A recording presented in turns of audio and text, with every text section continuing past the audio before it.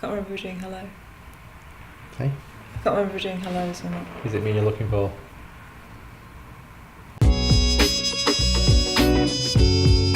What am I talking about? It's really ridiculous. I think it started, by the way. Have you started?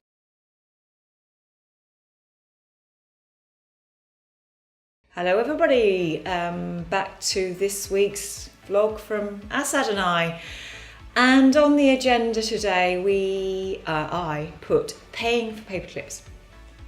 I think everybody knows what I mean by that. Paperclips being the things that cost a little bit in business. Probably my face says it all. Your face always says it all. I know. It does in real life too. It's real life different from vlogs. I am up for an argument with Assad on this one, because one thing I've noticed as I've started to take responsibility for the money side of running phase 3 is that I think I've got quite a different approach to the lines that I look at on the monthly accounts. And I'm quite happy to sort of explain that. And I like explaining it because Assad and I are still arguing about it. My view is that there is in general between something very practical, which is your list of costs as a small business owner, and some of those are massively big hitters. And of course the most obvious one is salary costs, right? So for any business, you know the percentage that attaches to you, and if you're a services business, that's absolutely phenomenal. And chances are you've got one or two pretty big hitters that sit way below your salary costs, but are still mega costs. Yeah. My attitude when I am looking at those figures and checking we are on safe territory is that unless as a business leader you are doing your best to max out the big hitter lines on your accounts, then there's just no point. You're wasting your time, and you are wasting the cost of your time if you look at paperclips. And you don't agree. No, I agree with... You don't? No, I agree with that statement, but I think it depends on a few different things.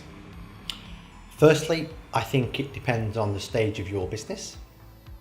So when you are, for example, a startup, you just start your business in month 1, month 2. I know what I did when I set up phase 3 was I wanted a nice fancy logo, and I wanted nice, the paperclips and the and you came up with this daft name, phase 3. I did come up with a daft name. Yeah. And I had all the little bits and pieces, and custom made this, and a stamp for the envelopes to send invoices out, and all this kind of stuff. And as you progress in the company, quite rightly, as you said, you realise that actually it doesn't matter. It's just a small cost when compared to salaries, to rent, to the kind of various costs in the business. However, that doesn't mean you shouldn't try to save money in any stage of business's growth, but in particular at startup level, I think, because your focus needs to be on where the business is and what you have to do to bring that business in. Paperclips, letter-headed paper, whatever it.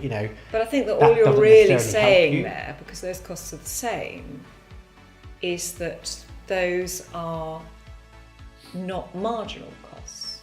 So as a proportion of your overall cost at that stage, they are big hitters. There've been times, even within phase 3, Kate, when you've said, or we'll be having a discussion maybe with the 3rd, 4th people in your management team, whatever it is, and someone's mentioned something. Okay, that'll be X £100 a year or month or whatever it is. Yeah. And you'll kind of say, oh yeah, no, that's fine. It's no brainer. Do it. Yeah. And I'm like, okay, I would probably agree with you, Yeah.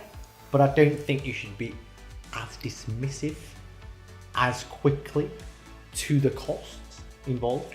You know, what's it, the old saying, you know, save the pennies, pounds will save themselves type approach, and on a much bigger scale, obviously, in business. Yeah. Same principle apply. Yeah.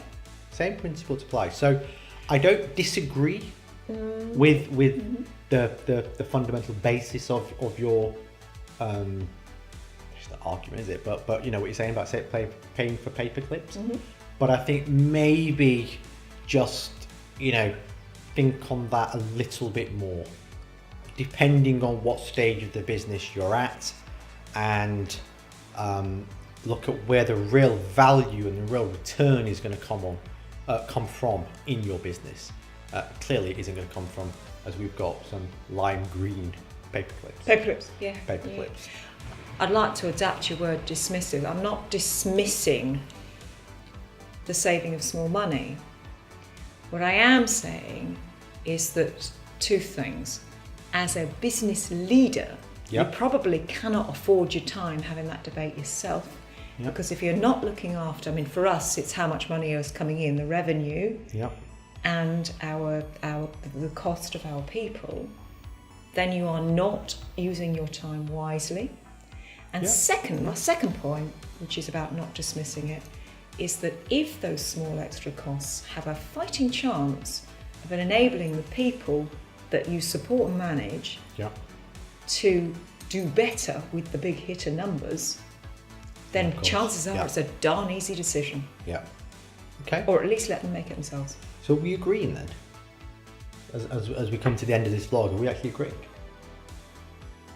I think we're agreeing. Plausibly. What vlog are we on? I don't know, 17, 18, 19? I don't know, but that'll do for now. First time we're agreeing. Well done, Kate. Congratulations. Well done, Assad, for agreeing with you. Your vlog. This is your vlog. So Draw. Let us know what you think, please, ladies and gents. In terms of paying for paperclips, are we being, or perhaps I'm being a little bit too focused on the save the pennies, save the pounds? Do you agree more with Kate's argument? You know. Hey, but we just agreed. Yeah, but there's like differences in our agreement still. There's differences in our agreement. So let us know what you think, and if Kate and I don't kill each other after this vlog, then we'll be back next week. Thank you very much. Thank you.